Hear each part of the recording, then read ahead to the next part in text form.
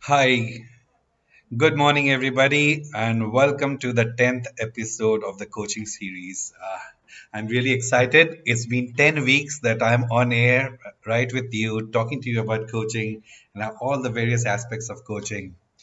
So, we have had so many discussions on the type of coachings, and we have interviewed two people, some significant people on.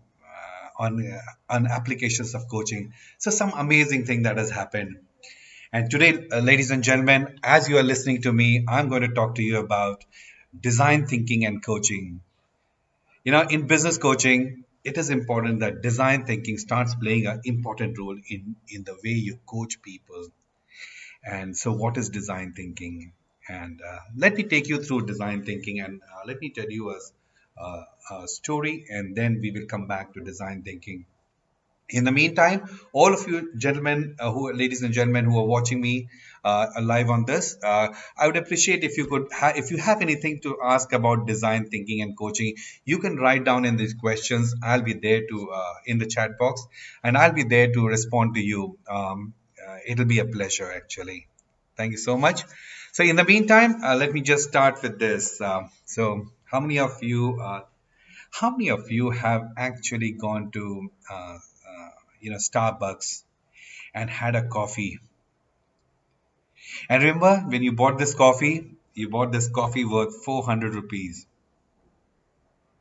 and you are more than willing to pay for it. Remember, you just paid for 400 rupees for a coffee. You can get coffee anywhere, isn't it? 50 rupees, 100 rupees, 120 rupees, yeah. But 400 rupees for a cup of coffee, it's an amazing amount you're paying for a coffee. But how did this happen? That suddenly that interest of going to Starbucks and paying 400 rupees for a coffee, you're more than willing to do it. Why? At the heart of it, there is something interesting happened. You know what? Some days back, when in Starbucks at the inception phase, and they started trying to understand the customer behavior. They tried to understand what customer wants when he comes to a restaurant. So what happened is that what happened?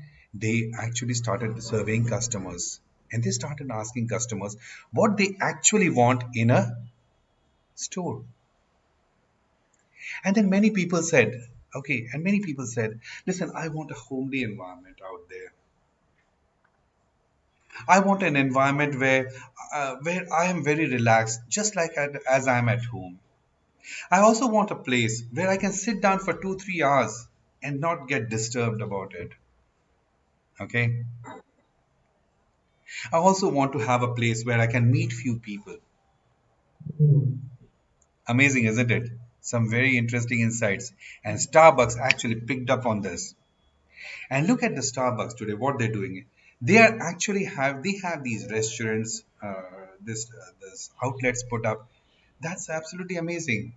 When you go to a Starbucks outlet, what do you see? Almost everything is made of wood, just like at your home.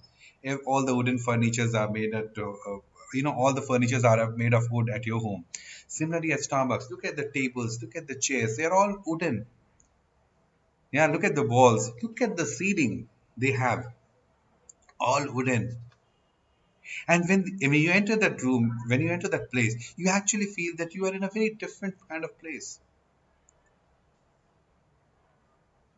Now, this is where Starbucks picked it up. So when you can actually sit there, nobody's coming to disturb you, nobody's going to ask you questions. You place order the way whenever you want to place order and keep watching.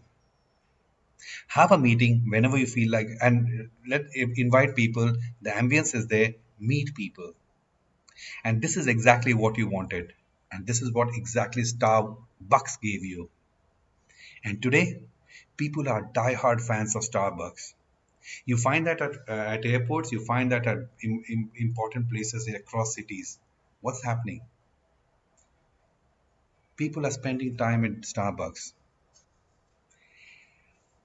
Ladies and gentlemen, this is where Starbucks struck. And this is where they went customer centric. They went human centered. They understood the pulse of people, and that's where design thinking came into play. And that's where design thinkers started beginning to realize that if I play to the gallery of the customers, if I'm human centered towards the people, towards my customers, I'm human centered, I empathize with them. The customers are going to be there with me and they'll be there for thick and strong and for a long time. Then look at iPhone also. iPhone phones, there are people who are die-hard fans of iPhone. And if you actually experience iPhone and an Android phone, you can actually sense the difference in terms of experience. So, ladies and gentlemen, design thinking is all about providing human experience, human-centered approach to providing an amazing experience to all that you do. Okay, so what happened? Design thinking came in, and then suddenly design thinking is there, coaching is there, and then suddenly you are faced with some interesting times today. And let's see how this design thinking starts playing a role today. There's a very interesting data out by the researchers, and one of the and it's pretty shocking if you actually watch it closely. It says that 91% of the organizations, they feel that COVID has impacted them dramatically. Now we are talking of 91% of the organizations who have been impacted by COVID. Now this is not a small number. So look at the way the organizations will change over a period of time. And there's another interesting data. It says that 85% of the customers have changed. The behavior patterns of customers have changed. Now the customer behavior pattern is something that you can't predict. You can't hold on to. And that's where, look at these two data. 91% of organizations feel COVID has impacted them, and in the next 4 5 years, things will be dramatically different. Look at the customers. 85% of the customers, their behavioral patterns have changed. Now, if an organization has to survive, if the employees have to do really well in organizations, both employees have to change, organizations have to change. And that's what becomes very critical. Let's just take, for example, employees. What's happening to employees? I mean, at a very large level, at a very global level, you look at interactions between managers and subordinates. You will start seeing the difference. You will start observing what the organization is looking at. Managers are continuously talking about, listen, to their subordinates. Listen, try to do something different. Can you approach this in a very different manner? Can you be creative in your approach? Can you do something really dramatic? Not this run of the mill type of approach that you are adopting. Interesting, isn't it? But these are precursors to the time that's going to unfold over a period of time. Employees, managers, and organizations are looking at employees to change their approach.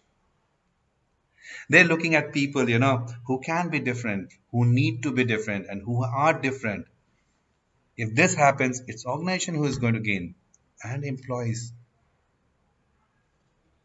So one of the things that becomes very important for people for employees these days is to have a skill to be completely creative. Besides, organization is not looking at you only to be creative or innovative. They're also looking at you building a creative culture or innovative culture within your team. They're not saying, listen, if you are creative, it's fine. No, your team needs to be creative. Question is, how do you make your team creative? And that's where the challenge lies. Interesting, isn't it? Even the same research, there is another portion that says, you know, 21% of the people are just ready today to take on the challenges of tomorrow that's coming up. Only 21%. And this is pretty shocking, huh? So what you're going to expect in 2 months, 3 months down the line, as people start coming to work and as people are getting back to work, you find the capability difference, the capability gap that was to be there and is there. There is a gap, and that gap is becoming significant. That gap is becoming important. It has to be addressed. And interestingly, two-thirds of the people, two-thirds of the people say that to the two-thirds of the employees are also telling, listen, this is probably most defining moment of their career. People are losing jobs in rows. Some people are getting jobs, but who are getting jobs is the people who are actually ready for it, ready for this time. Have we adequately prepared ourselves for this time? And if we do so what happens is that design thinking is one skill that every manager needs to know. It's pretty interdisciplinary. You don't have to be a HR guy or a sales guy or a trainer or anything that to be a design thinker. Anybody can be a design thinker. Any leader can be a design thinker. Any person who matters in the organization can be a design thinker. So design thinking is really the need of the hour. When you start actually thinking differently, you start exploring innovatively, you start realizing benefits. Even Einstein said that was a very interesting quote that if you can't solve the problems in the same thinking that created them. That was very interesting. It's a very powerful statement. So think the thinking that created the problems can't solve problems that actually created the problems. So just remember your thinking approach needs to change. So ladies and gentlemen, this is where employees need to be building up their skills in design thinking and actually coming up to a level where they can talk, where they can mean business to the organizations. On the other side, it's actually impacting organizations also. Look at this. Look at this. I'm not talking of very large organizations who are there. They are impacted, but research says that even at small startups, for example, startups, 70% of the startups are failing in the first 3 years. Why is it that happening? I mean, look at the startups who come in into India or who are there in India coming up. They have the most high tech products. They have the most innovative products, isn't it? You use it, it'll be pretty innovative, but they are failing. Have you ever thought why? And the research goes on to say very interesting thing. Research actually tells most of these startups are failing because they have these products, these high-tech products that they are actually the products customers don't need. They're good products. Nobody is doubting them. But these are products that they really don't need. They don't feel the need of that product. They're not using it. And that's where it's failing. And even at a very larger level, remember Google Glass came into some 4 5 years back, 7 years back, flipped. Why? It's the kind of product people never felt the need. Yeah, they really never felt the need. And that's where and that's where design thinking comes into the play. It's because we thought the products are great. We have thought these products will make a revolution in the marketplace. We thought that these products are the best in the world, absolutely innovative. The question rose: did the customers need it? Do the customers actually need it? Can they do without it? That question was probably not explored. Probably not explored in depth, and that's why possibly one of the reasons why organizations started flipping. So if you were really, if you want to, if organizations, it's very important for organizations to incorporate design thinking in this way. It'll help organizations in many ways. For example, Long term thinking, long term planning. Most of our planning is based on numbers. I mean, I have been experiencing what I did in sales at some few years, many years back, and in other fields. Say we plan on numbers. Have we planned on customers? Have we planned that we should have RSAT or CSAT or employee SAT? We never talked about the experience that we wanted to have. We just talked about numbers. So for a long term perspective, organizations understanding deep understanding of customers are critical to organization survival. And that's where the design thinking actually fits in because it's a human centered approach. It's this approach where organizations are looking at customers, they are at the center of the business. The other thing is in design thinking is, for example, it will be very useful for divergent thinking or convergent thinking. Most of the approaches that we have in organizations, because we have stayed in organizations, because of the experience that we have ever had, because of the successes we have experienced, we know what is right and we go with it. I'm not disputing whether this is right or wrong. I'm not disputing that.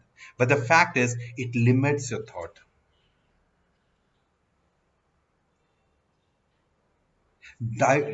Design thinking actually helps you expand. It helps you diverge your thought process, diverge the ideas that you can generate, and then converge at some point later in the as the day progresses.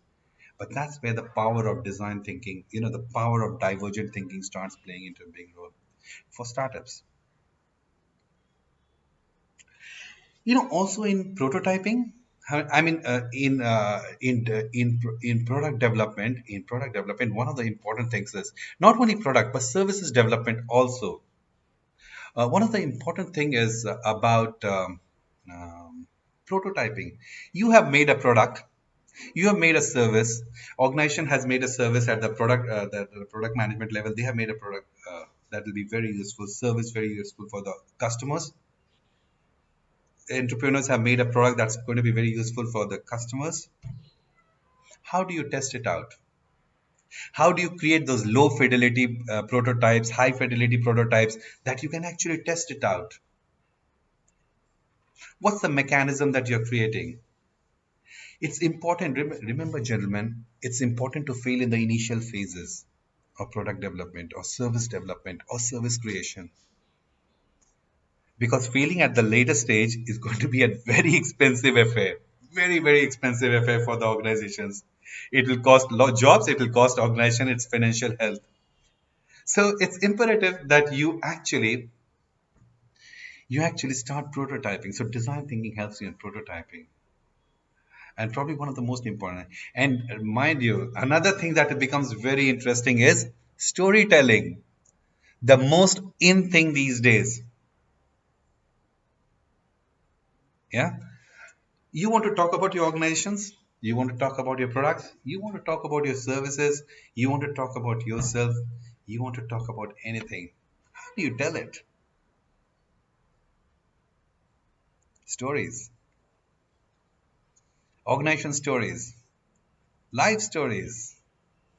Design thinking is one subject that actually helps you build those organization stories, helps you build on those stories, helps you create stories that can be really meaningful and that can touch customers. Because why it will touch customers or it will touch listeners is basically because when you started design thinking, you actually work from the premise of customers. The whole you centered yourself around customers.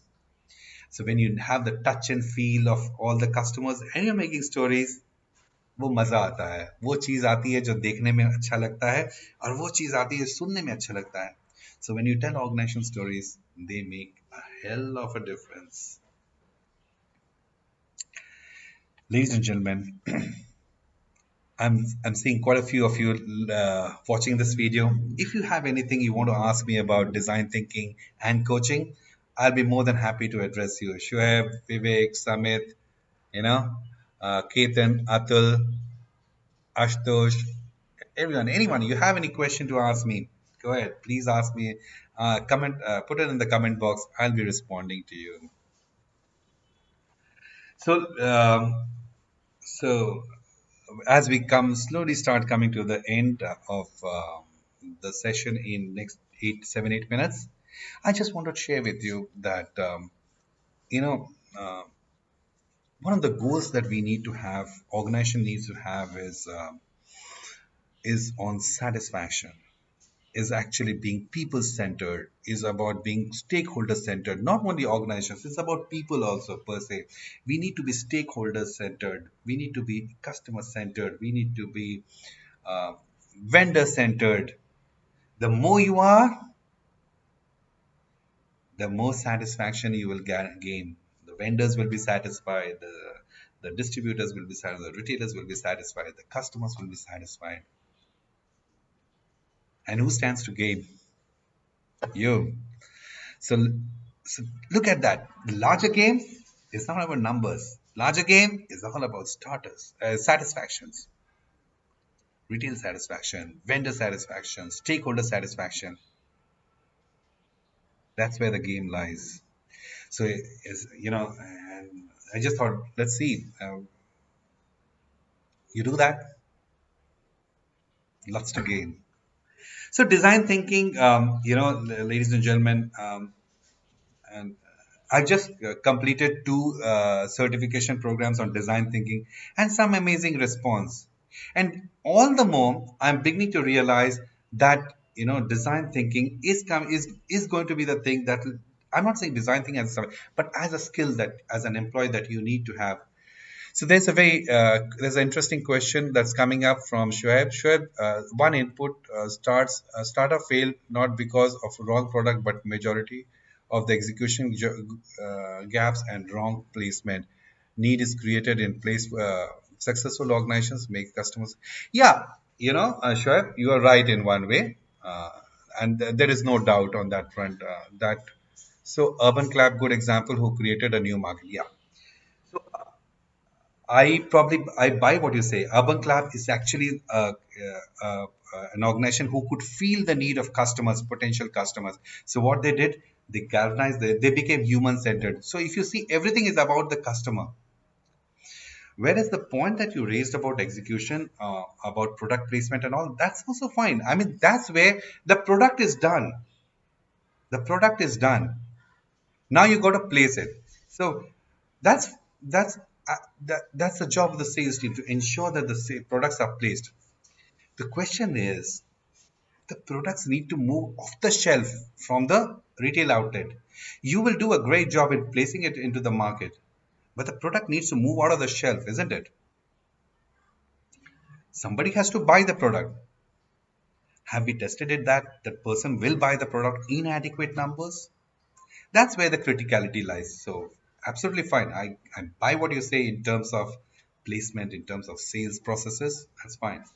But ultimately, somebody is going to buy the product, and are the customers ready to put in money for that product in adequate numbers to make a business sense out of that project? So that's where the whole thing about design thinking, whole thing about this one is. But good question, Shoaib. Must appreciate the fact that you brought in this fact, and you also related it to sales. Design thinking in sales is going to be a big next big thing.